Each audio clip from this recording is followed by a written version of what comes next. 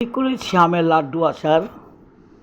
এবছরের কাঁচা আম সিদ্ধ করে শিলে সিদ্ধ করে অল্প একটুখানি সিদ্ধ করে পানিটা ফেলে দিলাম, মেশিনে কুড়ে নিয়ে আর ধুবো না, আর চিপতে হবে না। ওইটাকে চুলার উপর দিয়ে অনেকক্ষণ নাড়তে নাড়তে হাত ব্যথা হয়ে যায়। চিনি দিলাম, আখের গুড়, তাহলে আমার গ্যাস্ট্রিকের সমস্যা হবে না। বেশ মিষ্টি, টকটা কম। আমি নামানোর সময় বাগার দিয়েছি রসুন ছেঁচে, শুকনো মরিচ ভেজে নিয়ে, পাঁচ ফোড়ন। এটা একটা আকর্ষণ দেখতে। এটা মনে করেন ঘরে আমার তরকারি রান্না খুব একটা ভালো হয় না, তখন আচারটা দিয়ে খেলাম। আবার শুধু ডাল দিয়ে খাওয়া যায়, অনেক সময় ডাল আর ভাত, হ্যাঁ, সাথে মাছ মাংস থাকলো, খিচুড়ি, অনেক সময় ঘিয়ের বদলে খিচুড়ি দিয়ে খাওয়া যায়।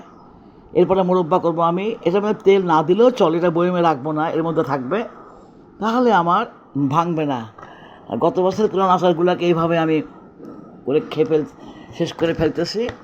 এখানে আবার জলপাই আছে মেয়োনিজের জন্যে। এটাকে পরে আমি এবার নাড়তে নাড়তে হাত ব্যথা হয়ে গেল, পরে আমি নেমে লাড্ডু করলাম কয়েকটা, দেখতে আকর্ষণ, মেহমানের সামনে দেওয়া যায়। পরে এই বয়মে রেখে দিলাম, হ্যাঁ, লাগলে পরে এখান থেকে নিয়ে আমি আবার লাড্ডু করব।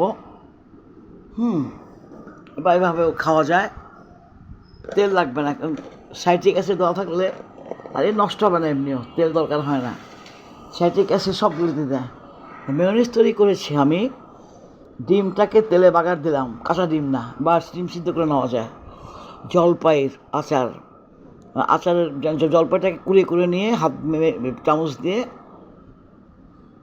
গুঁড়া দুধ বা যে কোনো দুধ, ওই যে তেলটাকে সয়াবিন তেল বা সূর্যমুখী তেলকে ডিম সিদ্ধ করে নেওয়া যায়, তেলে দিয়ে বাগার দিয়ে ব্লেন্ডারে স্প্রে করলাম। চিনি, ভিনেগার, কি সফট।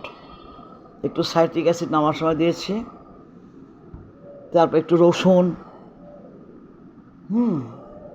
এটা দিয়ে স্যান্ডউইচ খেতে ভালো লাগবে। দোকানে এরকম পিওর পাওয়া যাবে না, টক অনেক দাম রাখে, এটা একদম পিওর। আমি সূর্যমুখী অয়েল দিয়ে করেছি, দেখেন, হ্যাঁ, অল্প করলাম। মেয়োনিজ, রসুন একটু, কাঁচা রসুন 2 কোয়া, বেশি না। আপনার ডিম সিদ্ধ করতে হবে বা বাগার দিয়ে তেলে করে ব্লেন্ডার স্প্রে করলে খুব ভালো। একটু চিনি দিতে হবে, ভিনেগার, একটু লবণ। তাহলে এটা কী হলো, এই বক্সে থাকবে, এটার মধ্যে সাইট্রিক অ্যাসিড দেওয়া আছে, তেল দিতে হবে না। চুলায় আমার নাড়তে নাড়তে, চুলায় কারণ রোদের খুব সমস্যা, রোদ নাই, রোদে মাছি উঠে। এরপর আমি দেখাবো বোম্বাই আচার আমের।